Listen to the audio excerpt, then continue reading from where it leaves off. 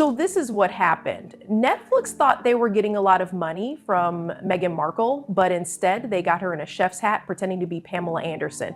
Not a joke. This is where everything starts to fall apart. With Love was what the streaming giant was counting on. Meghan is this charming, feel-good follow-up to her controversial docuseries. It's something different, light and creative, but behind the scenes it's become a complete circus. And not just because of the awkward moments or strange laugh tracks. We're talking about full-blown plagiarism investigations, deleted footage worth millions, and executives who are freaking out behind the scenes. It wasn't always this messy, to be fair. Netflix gave Meghan some space, maybe too much. The goal was to give her creative freedom and let her build her own brand. They didn't expect her to copy whole lines from another celebrity's cooking show, but that's what she did. Not everyone was obsessed with Pamela Anderson's Cooking with Love, but it did have a loyal fan base, and those fans were the first to notice something was wrong. Meghan didn't just copy the vibe, she copied the look, the lines, and even the way Pamela laughs, like frame-by-frame style mimicry. It took a while for anyone at Netflix to notice, but once they started comparing episodes side by side, it was clear that Meghan wasn't just inspired by Pamela's style. She had actually shown up to set wearing the same clothes, hats, color palettes, and even accessories. The dialogue and style in episodes 3, 5, and 8 are all very close to Pamela's. Someone clearly thought that changing a few words would make it new. Spoiler alert, it wasn't. Now things get worse. Netflix did what any studio would do. They started a full internal investigation, and when they started looking, it didn't stop with Pamela Anderson. Meghan also borrowed recipes from Guy Fieri. She didn't change them or mention them, she just copied several dishes from her show that had first aired years ago on Guy's shows. One producer said it felt like watching a Meghan Markle parody of Food Network with none of the fun, even down to the weird names and food descriptions. The effects were felt right away. Netflix cut out all of the affected scenes, which, by the way, were a big part of the second season. Episodes 2, 6, and 7 all need to be reshot, and the worst part is that none of the original footage could be saved because it was so tightly integrated. That meant that whole story arcs were lost, costing about $20 million, 0 cents. It's not an exaggeration to say that zero is gone just like that. Internal memos confirmed it, and Netflix, which was now in full-on crisis mode, worked quickly to fix things. To save time, they planned to cut down on scripted scenes and let Meghan make up her own lines during reshoots. They really thought that letting her go off script might make things go faster. You can guess how well that went. If you're naturally charming, it's one thing to improvise on a cooking show, but Meghan Humphrey's mother made her life less miserable. Just that's her thoughts of the thought about it. People who work for the show say it looks like someone is reading lines from a high school play without any practice. But even with all this chaos, Meghan isn't giving up. She's working hard to get a third season. It seems that she has been in touch with Netflix executives all the time, especially Ted Sarandos. Ted has been known to be a little more understanding, or at least patient with her. But Greg Peters, the other CEO, is done with her and wants her to leave. People say that Meghan has been bothering both the board and Ted directly in order to get another contract extension. She wants season 3 to be approved as soon as possible. It's crazy that she still thinks she deserves more after losing creative control, ruining a second season, and costing the company tens of millions. It's pure delusion, but the real cause of the chaos is the split inside Netflix. Some executives think that the only choice is to cut ties, while others are worried about how that will look in public. This is especially true since, like it or not, Meghan still has a strong fan base, and a very loud one at that. At the same time, people are leaving Netflix and the company's losing subscribers all the time. A lot of people are switching to Prime, HBO Max, and even Peacock to get away from the drama and the price increases. A lot of complaints have one thing in common: they're tired of seeing Meghan Markle's face every time they open the app. People are getting tired of seeing her picture all over the home screen, and the connection to failed content is getting old. This whole thing has turned into a public relations nightmare, a chain reaction of bad choices, worse execution, and a public figure who just won't give up. What started as a glossy content deal has turned into Netflix's biggest creative scandal in years, and Meghan is still treating it like a campaign to prove she's a misunderstood visionary. At this point, you have to wonder how far Netflix will go before they finally pull the plug. The clock is ticking though. If they want to save this thing, they have to finish the R shoots by mid to late July and all the editing and marketing by September. They only had 3 months and the pressure is building quickly. The people who worked for Netflix were almost split into 2 groups. There were 2 groups of people, those who wanted to quietly bury Meghan with love and pretend she never existed, and those who thought they could save the show by making it a redemption arc for her. The idea was that if she could own up to some of her mistakes and make herself look misunderstood, they might be able to spin the press and save their investment. But that only works if the person in question is willing to play along, and Meghan is doubling down instead. Meghan has been ignoring the mountain of evidence that Netflix found, acting like it's all just a smear campaign. People who know her say she's been telling close friends that jealous bosses are trying to ruin her work and that she's being targeted because she's brave. It's funny that she's acting like a victim while Netflix's legal team is going through every episode frame by frame to make sure they aren't responsible for stealing someone else's work. They don't take that kind of stuff lightly, especially since both the Pamela Anderson and Guy Fieri camps are said to be aware and not happy. It's not just a few scenes. Some of the recipes that were taken from Fieri's shows weren't even changed or adapted. They were shown with the same ingredients, the same steps, and even the same funny names. Meghan's show had a dish called Spicy Love Nachos that was exactly the same as Fiery Fiesta Nachos. There were almost the same comments in the script. Even the cheesy one-liners. A former showrunner even said off the record that the similarity was too strong to deny. That's when Netflix began to delete footage, not just put it on the shelf, but also take it off their editing servers.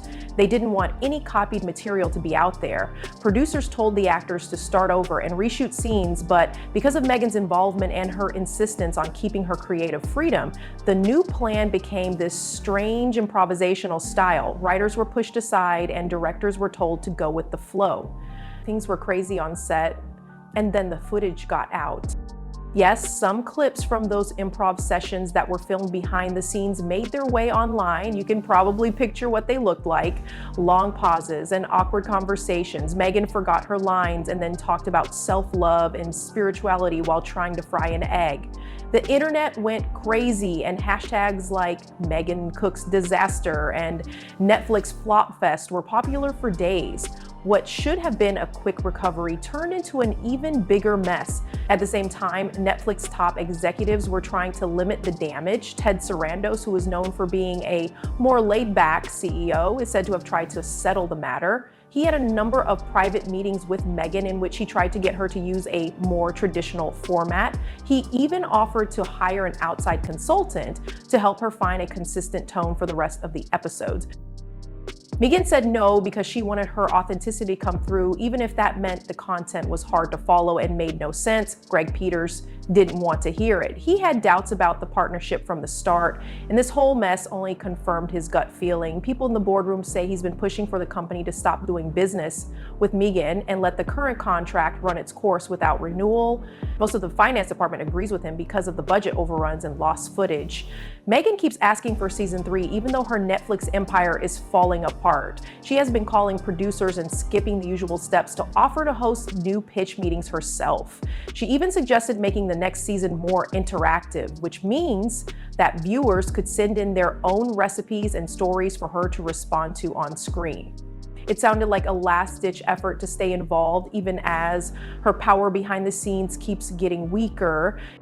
Ted hasn't officially shut it down. He's been avoiding questions and not answering her pitches. He hasn't said whether or not season 3 is even on the table. Some say he's waiting to see if the damage can be fixed, while others think he's stalling to avoid more drama. The longer the silence lasts, the more chaos builds up in the company. Everyone agrees that Meghan has completely lost the trust of the writers, showrunners, and creative department editor. They have all said they are frustrated with how unstructured and unpredictable the process has become. Some people have asked to be moved to other projects, while others are just waiting for the whole thing to be over. What was once thought to be a high-profile job that would help someone's career has become something that most creative people want to stay away from, and time is running out for everyone. The team has a lot of reshoots to do and editing has just begun, so they have to get anything done before the fall. Morale is low and the content is shaky. It would be a miracle if Netflix could pull this off. The marketing team at Netflix is in a state of emergency. Usually there would be teaser trailers, promotional posters, and planned social media campaigns to get people excited. Instead, they have unfinished episodes and a PR disaster with no clear release date. They call this project the Meghan mess inside the company, and no one wants their name officially linked to it. Some teams are even using ad space that was set aside for With Love for other things. Meghan to promote content that has nothing to do with it to avoid more backlash. It's crazy that Netflix doesn't even know what kind of show it's making Is it a vlog about cooking or a show about living? The tone has changed so many times that even the editors can't keep track. It's really a royal drama. One part feels like a Food Network show, and the next part feels like therapy. There was a whole monologue about self-healing at one point while Meghan was trying to make vegan brownies and forgot to turn on the oven. There was so much debate about that scene that it was cut, put back in, and then cut again. It's a mess with no direction. Meghan, on the other hand, still thinks that the final product will be amazing. Someone close to the project says that she's been telling her staff that the show will set a new standard and that the public will finally get what she wants. Yes, real awards. She's even been thinking of award categories that the show might fit into. She apparently talked about the best way to live and even suggested making a documentary, Emmy, if they focus more on her personal story behind the scenes. But the bosses are getting ready to fix things. The legal team has written statements in case more plagiarism claims come up.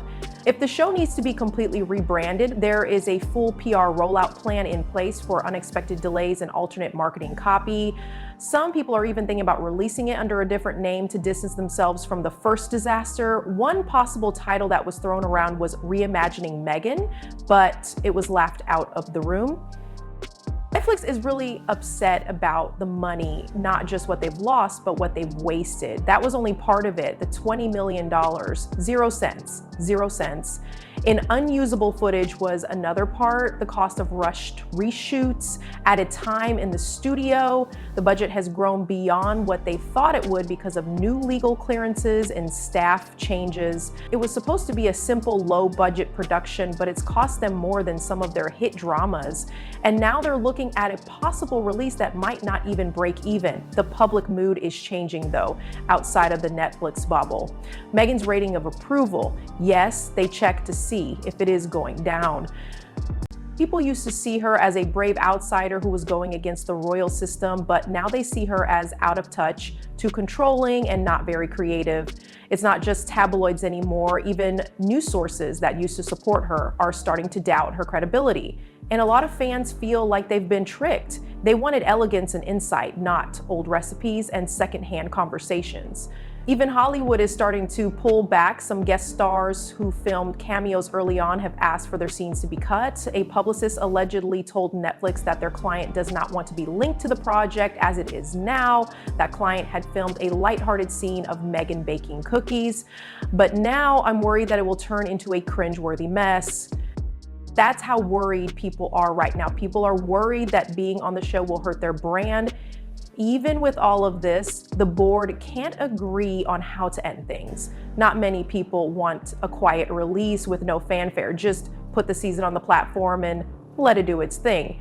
Some people want at least a little bit of promotion, hoping that controversy will make people more interested. There's also talk about putting a disclaimer at the beginning of each episode to let people know about the changes and reshoots. That idea is not well liked. Meghan would never agree to it, but Netflix might not give her a choice. One thing is clear, this project has become a warning story.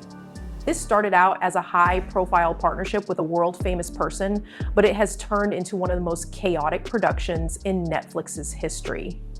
Nobody wants to say it out loud, but behind closed doors, everyone feels the same way: regret. They regret giving Meghan so much creative freedom, not stepping in sooner, and tying so much of their brand image to someone who wasn't ready for this kind of responsibility.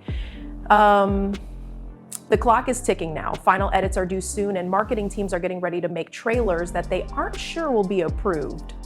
Executives are keeping a close eye on the number of subscribers, hoping that this project doesn't cause another wave of cancellations. Meghan is still coming up with new ideas, some of which are even stranger than this one. Where is she? She's thinking about a travel show next, but for now, everyone at Netflix just wants to get through the storm, release the show, deal with the fallout, and move on. It could be a quiet footnote or a full-blown pop culture disaster, Meghan, depending on how the audience feels.